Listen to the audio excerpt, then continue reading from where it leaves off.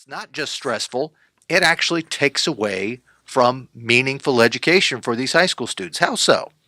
So the process of studying for the SAT, the ACT, of trying to up your score has become a very stressful event for many students. The SAT and the ACTs gain a lot of attention recently for two things. One is because of the sort of arms race that many top tier colleges are engaging in. Ever since U.S. News and World Report became um, the source for rankings and the source for parents and students who are looking at colleges, it's just become this competition in terms of always gaining that increase in average SAT and ACT scores among students. And so there's this huge impetus among families to really spend a lot of time engaging with this. Recently, it was even in the news in California, as several civil liberties groups have threatened to file a lawsuit against the University of California system, citing the fact that the SAT is inherently discriminatory because you have those families who have the resources to hire outside tutoring, to hire a lot of help for the SAT, versus those students who are in underserved schools and whatnot, right? But beyond that, though, the recent changes to the SAT, and this was done at the behest of David Coleman, who's the newer CEO of College Board, who develops and administers the SAT, has aligned the SAT with Common Core, of which he was also the chief architect.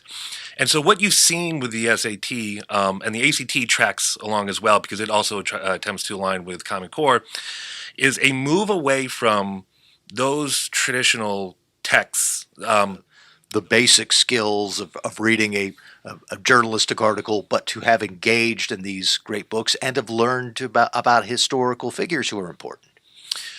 Well, to be honest, that's sort of the bigger conversation, the bigger debate that's being had in education now.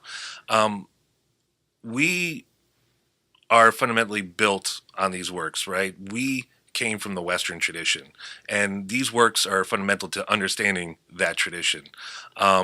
To really engage with history at a deep level, to understand where we are today, you have to engage with the important conversations across time.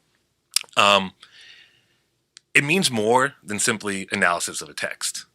It's important to know how to read, but it's also important to know how to read between the lines, how to think at a deeper level, and to think critically. And sometimes when you're just engaging with a student, asking them to simply restate the main idea of a passage, and it's a journalistic passage, that's important. You need to know how to read, but it's not really getting at the root of what it is to mean to truly learn, to engage at a much deeper level with ideas that are sometimes really hard to grapple with. That uh, as you're dealing with students and putting them through the more rigorous, uh, mind growing type of education than just focusing on the data, that has to be kind of satisfying as an educator that you're not just treating them as cogs in the machine to move on and give them the A and help them get to the next level, even if they haven't really engaged in material in a meaningful way.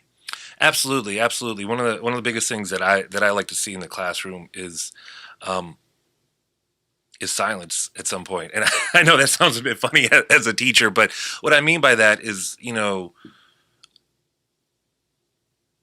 I want them to be a bit uncomfortable at some points in terms of maybe pushing the boundaries of the way they think about things.